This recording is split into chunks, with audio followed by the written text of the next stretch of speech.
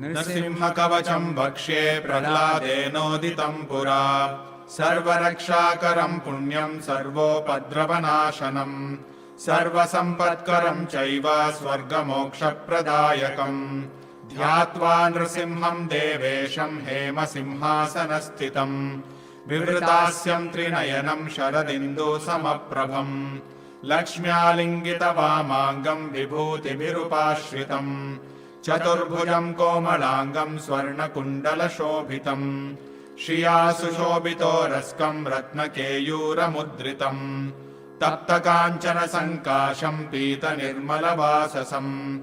इन्द्रादिसुरमौलिष्ठः स्फुरन्माणिक्यदीप्तिभिः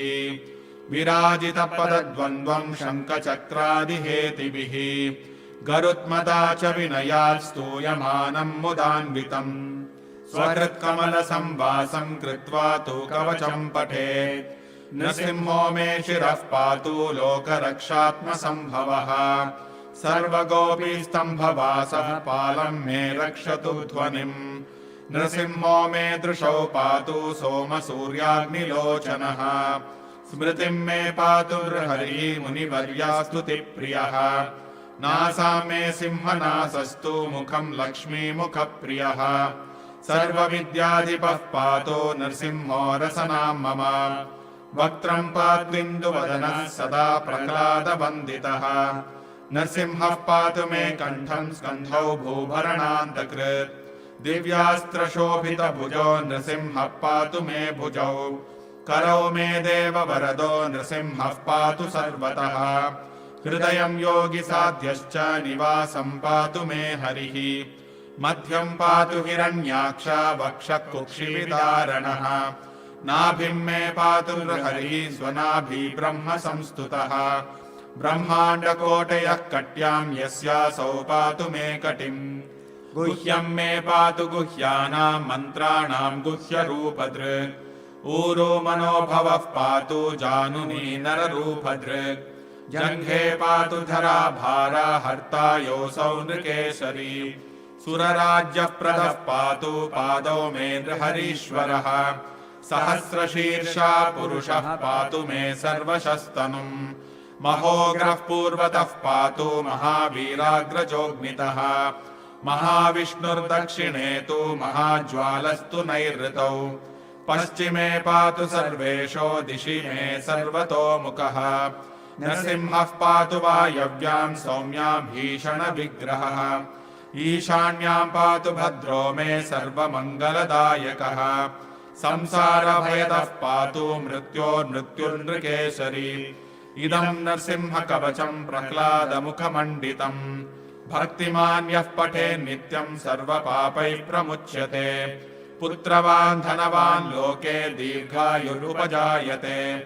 यम् यम् कामयते कामम् तम् तम् प्राप्नोत्यसंशयम्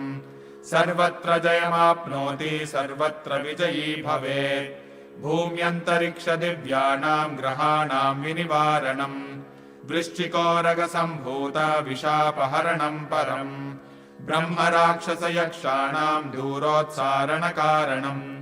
भूर्जे वा तालपत्रे वा कवचम् लिखितम् शुभम् करमूले धृतम् येन सिद्ध्येयुः कर्म सिद्धयः देवासुरमनुष्येषु स्वम् स्वम् एव जयम् लभेत् एकसन्ध्यम् त्रिसन्ध्यम् वा यः पठेन्नियतो नरः सर्वमङ्गलमाङ्गल्यम् भुक्तिम् मुक्तिम् च विन्दति 32 सहस्राणि पठेत् शुद्धात्मभिर्नृभिः कवचस्यास्य मन्त्रस्य मन्त्रसिद्धिः प्रजायते अनेन मन्त्रराजेन कृत्वा भस्माभिमन्त्रणम् तिलकम् बिभ्र्याद्यस्तु तस्य ग्रहभयम् हरेत् त्रिवारम् जपमानस्तु दत्तम् भार्याभिमन्त्र्य च